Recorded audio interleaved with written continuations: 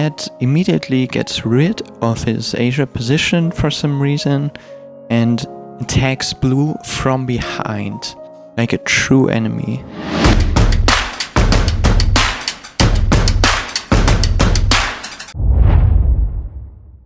Ladies and gentlemen, this is once again the GM show where I let grandmasters rate my games. Today it's once again Xerokee, who is a fairly successful tournament player. And right out of the gate, I communicate with red. He doesn't punch me, I don't punch him.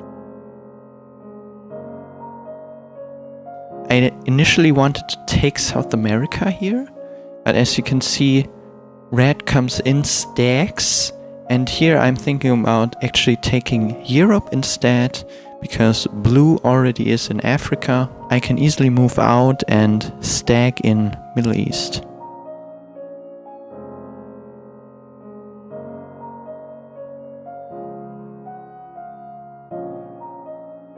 Xerokee says, "Wow, this was a silly game, lol."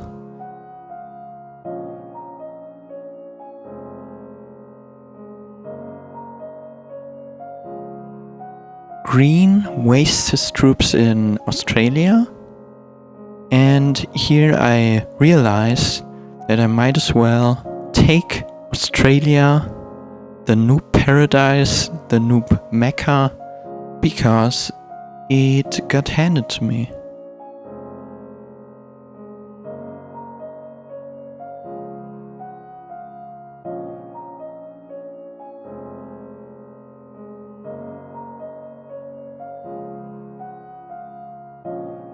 I communicate with white that white removes his stack so that I can go through him, and white can potentially take Europe.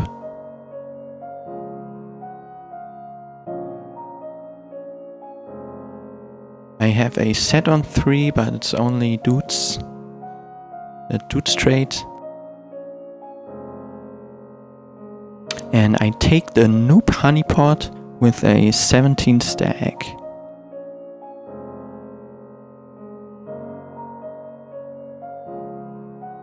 Blue is preparing to take Africa, however the green bot is luring in the continent still.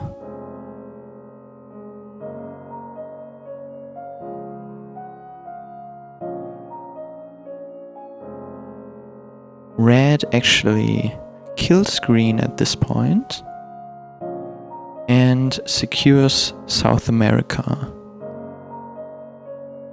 Taking a +2 at this point in the game might be a bit late.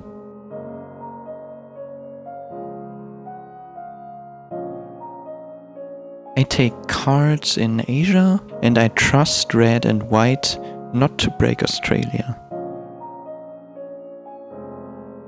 And now, usually, this game stalemates.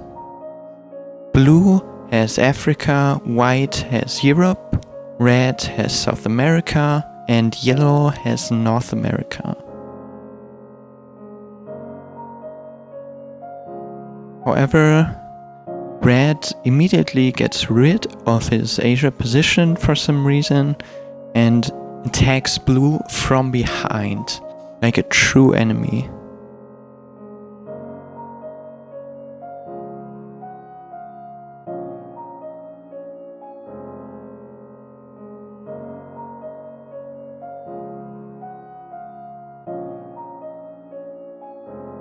Blue is not happy about this and actually suicides into red, which creates winning chances for me, but especially for white, who has fed the red kill.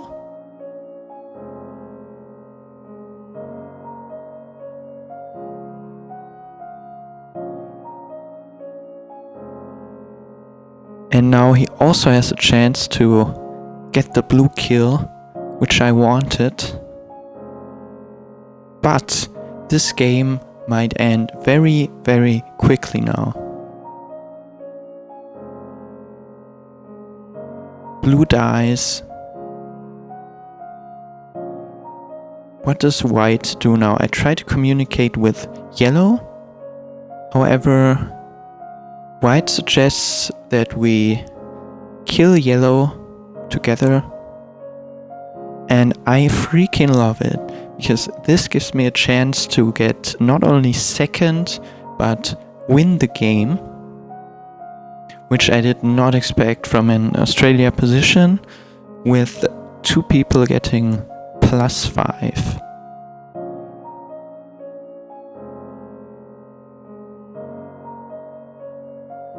White basically sacrificing first place for second, not the play that I would have gone for here.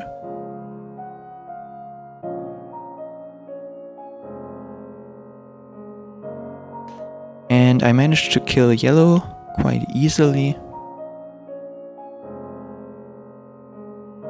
I actually get a 10 set, and this should be in bag for me. Xerokee says, "It really annoyed me how badly you pathed the endgame. You basically gave him a potential chance to come back. You should have hit his 7 and more territories and could have finished him in that very same turn if you placed your troops correctly." I agree, I should have immediately won that game. However, white is already accepting second place. He also mentions you should have attacked more of white before killing yellow, till your timer got to half. Then you kill yellow, then it restarts back to 60 seconds again, sparing you more time. Okay, this is the kind of thing I always saw Pete do.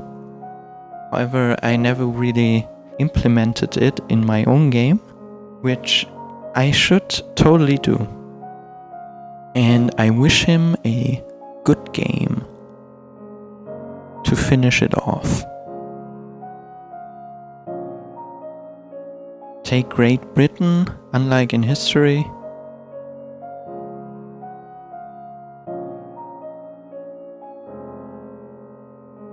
And I win the game. Let's look at the ranks. Blue is a beginner, white is a beginner, green is a master, red is an expert, and yellow was a novice. Let's get to Xerokee's thoughts on this. To be honest, there's not much to say about this one, although I'm quite surprised to see green's rank at the end there, considering the moves he did in the game. He was attacking aggressively like a novice at everyone for the most part. Was expecting a novice rank, but he's a master. Red kinda expected that rank, maybe a bit lower. Intermediate would have fit towards his playstyle.